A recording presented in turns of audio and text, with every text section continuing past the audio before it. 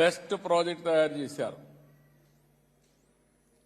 అక్కడి నుంచి చాలా దేశాల్లో వీళ్ళు టౌన్షిప్లు కూడా కట్టారు, ఇండస్ట్రియల్ టౌన్షిప్లు కట్టారు, ఎకనామిక్ యాక్టివిటీ చేశారు, చాలా చేశారు.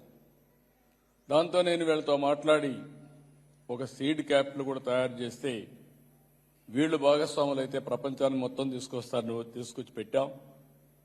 అది కూడా ఎప్పటికప్పుడు ల్యాండ్ ఇచ్చి ఆ రోజుండే మార్కెట్ రేట్ ప్రకారం తీసుకొని అభివృద్ధి చేసి ఆ డబ్బులు గవర్నమెంట్కి వచ్చేది.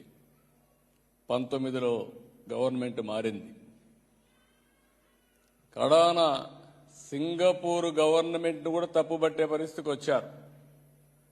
ఈరోజు నేను వచ్చింది పెట్టుబడులు నేను సాధిస్తాను కానీ రాష్ట్ర ప్రతిష్ట పోతే, బ్రాండ్ పోతే శాశ్వతంగా ఆంధ్రప్రదేశ్ రాష్ట్రం నష్టపోతుంది. ఆంధ్రప్రదేశ్ రాష్ట్రంలో జరిగిన నష్టాన్ని సింగపూర్ గవర్నమెంట్ కూడా చెప్పి మళ్లీ రికార్డు స్ట్రైటన్ చేయాలనే ఉద్దేశంతో నేను ఈ పర్యటనకు వచ్చానని చెప్పి కూడా నేను మీకు తెలియజేస్తున్నా.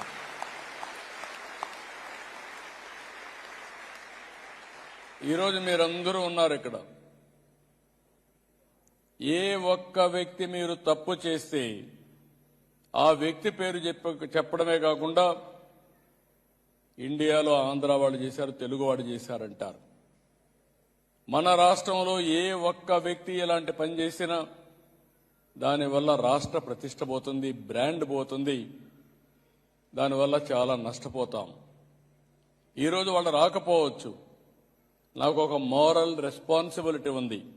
ఆ మోరల్ రెస్పాన్సిబిలిటీ మీకు జరిగిన ఇన్కన్వీనియన్స్కి నేను బాధపడుతున్నానని చెప్పి దాన్ని స్ట్రైటన్ చేయడానికే వచ్చానని చెప్పి కూడా నేను మీకు తెలియజేస్తున్నా.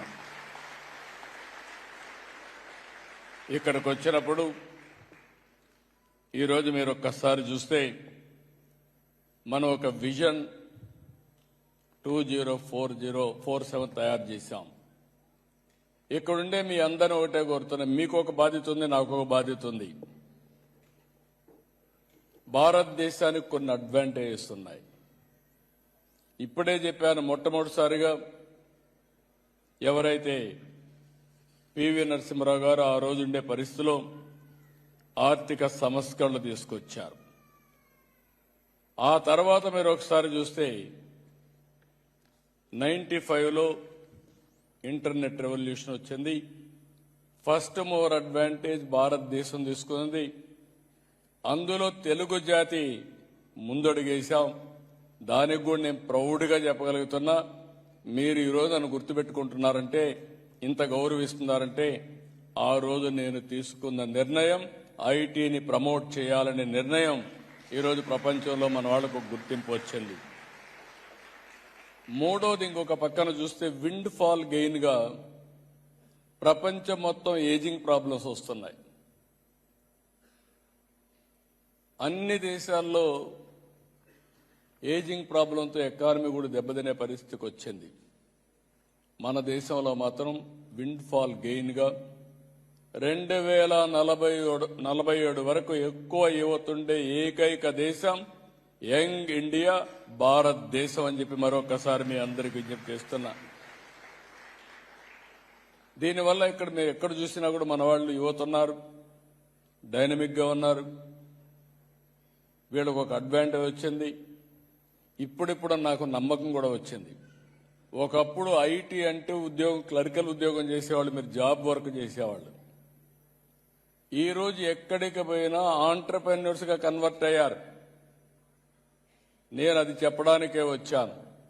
అందరూ మీరు ఆంధ్రాకి రండి, ఏదో సహాయం చేయమని అడుగుతున్నారు. కానీ నేను అడిగేది ఒకటి చెప్తున్నా, ప్రపంచంలోనే 2047కి నాకు ఏమాత్రం అనుమానం లేదు, భారతీయులు నెంబర్ 1 గా ఉంటారు. అది జరుగుతుంది. భారతదేశం నెంబర్ 1 అవుతుంది. అదే సమయంలో నాకు ఒక స్వార్థం ఉంది. 25 ఏళ్లకు మునుపు ప్రారంభించిన ఉద్యమం ఈరోజు హైయెస్ట్ పర్ క్యాపిటల్ ఇన్కమ్ కి చిరునామాగా తెలుగు జాతి ఉంది. మీరు ప్రపంచంలోని జూయిషుల కంటే ముందుగా అగ్ర జాతిగా తెలుగు జాతి నెంబర్ 1 గా ఉండాలనేది నా సంకల్పం, నా ఆకాంక్ష. ఇది సాధ్యం. మన కళ్ళ ముందరనే 25 ఏళ్ళు అయిపోయినాయి. ఇంకొక 25 ఏళ్ళు 2047 నెంబర్ 1 అయ్యే అవకాశం ఉంది. ఇంకొక అడ్వాంటేజ్ మీరు ఒకసారి చూస్తే right time, right place, right leader, that is Narendra Modi. ఇది మన అందరికి ఒక పెద్ద వరం. ఇది నేను భారతదేశంలోనే ఒక సీనియర్ లీడర్గా నేను చెప్తున్నా. చాలామంది ప్రధానమంత్రులను చూశాను, చాలామంది సమకాలికులతో మాట్లాడాను, పనిచేశాను. ఒక మాటలో చెప్పాలంటే నేను 1995లో ముఖ్యమంత్రి అయ్యా, 1978లో ఎమ్మెల్యే అయ్యా, 80లో మంత్రి అయ్యా. ఇప్పుడుండే నాయకులందరిని చూస్తే అందరూ నా తర్వాత వచ్చిన వాళ్ళే తప్ప ఎవరూ అప్పట్లో వచ్చిన వాళ్ళు కూడా లేరు.